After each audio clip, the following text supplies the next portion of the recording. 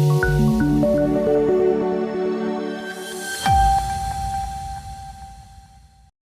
નગરપાલિકા દ્વારા વેરા વસૂલાત ઝુંબેશ સઘન કરાઈ 400 કમર્શિયલ મિલકત ધારકોને અપાઈ નોટિસ। ભુજ નગરપાલિકા દ્વારા શહેરમાં વેરા વસૂલાત ઝુંબેશને વધુ સઘન બનાવવામાં આવી છે। આ ઝુંબેશ હેઠળ નગરપાલિકાએ આશરે 400 કમર્શિયલ મિલકત ધારકોને નોટિસ ફટકારી છે, જેમાં મુખ્યત્વે એપીએમસી, જથ્થાબંધ બજાર અને જીઆઈડીસી વિસ્તારના મિલકત ધારકોનો સમાવેશ થાય છે। નોટિસમાં વેરાની બાકી રકમ તાત્કાલિક ભરવા સૂચના આપવામાં આવી છે। જો નોટિસ પ્રાપ્ત કરનારાઓએ સમયસર વેરો નહીં ભરે તો નગરપાલિકા દ્વારા કડક પગલાં લેવામાં આવશે। ભુજ નગરપાલિકા દ્વારા વેરા વસૂલાત ઝુંબેશ અગાઉ પણ હાથ ધરવામાં આવી છે। 2024માં નગરપાલિકાએ 28 થી 30 કરોડ રૂપિયાના વેરા વસૂલાતનો લક્ષ્ય નક્કી કર્યો હતો, જેમાંથી માર્ચ સુધીમાં 14 કરોડ રૂપિયાની વસૂલાત થઈ હતી। વેરા વસૂલાતને વેગવંતી બનાવવા માટે નગરપાલિકાએ બાકીદારોને નોટિસ પાઠવીને ગટર, પાણી અને લાઇટ કનેક્શન કાપવાની કાર્યવાહી પણ કરી હતી। હાલમાં નગરપાલિકા દ્વારા 400 જેટલા કમર્શિયલ મિલકત ધારકોને નોટિસ પાઠવી છે, જેમાં એપીએમસી, જથ્થાબંધ બજાર અને જીઆઈડીસી વિસ્તારના મિલકત ધારકોનો સમાવેશ થાય છે।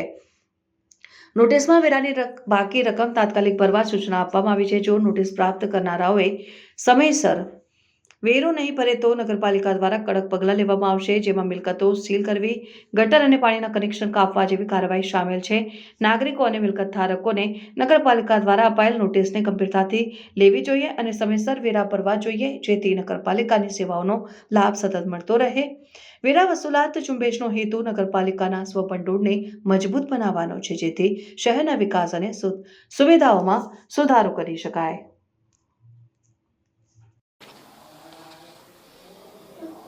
સાહેબ, પાલિકાએ વેરા વસૂલાત ઝુંબેશ સઘન બનાવી છે, શું કહીશું? જ્યારથી હું આવ્યો છું ત્યારથી એક આપણે ટ્રાય કરીએ છીએ કે પૂરેપૂરી જે કરની વસૂલાત થાય કે જેથી આપણે સર્વિસીસ પણ સારી આપી શકીએ એની સામે। તો અત્યારે જનરલી આપણા જે ગત વર્ષથી પણ બાકી છે એવા પહેલાં સૌથી પહેલાં કમર્શિયલ બાંધકામો કે જે પ્રોફિટ કમાઈ છે એ લોકો જે ગયા વર્ષથી બાકી હતા સૌપ્રથમ એમનાથી શરૂ કર્યું। આપણે સૌપ્રથમ કમર્શિયલ જેટલા પણ છે એમની બધાની વસૂલાત કરીએ છીએ। જે સરકારી બિલ્ડિંગ્સ અને છે એમની જે કરની વસૂલાત બાકી છે ગત વર્ષની એને આપણે પ્રથમ પ્રાયોરિટી આપીએ છીએ અને આ વર્ષમાં પણ માર્ચ સુધી ભરાઈ જાય એ પ્રકારે આપણે પ્રયાસ કરીએ છીએ। પહેલાં જે પણ ઇન્સ્ટિટ્યૂટ છે કે એમની સાથે મિટિંગ કરીએ છીએ, મોટાભાગે ભરાઈ જાય છે। જ્યાં નથી ભરાતી અથવા તો કમર્શિયલ કોમ્પ્લેક્સમાં વારંવાર નોટિસ આપ્યા છતાં પણ એ નથી ભરતા, તો એના માટે આપણે આગળ નોટિસ આપી અને પછી સીલિંગ સુધીની કાર્યવાહી કરીએ છીએ। એપીએમસી અને જીઆઈડીસીને પણ નોટિસ ફટકારી છે।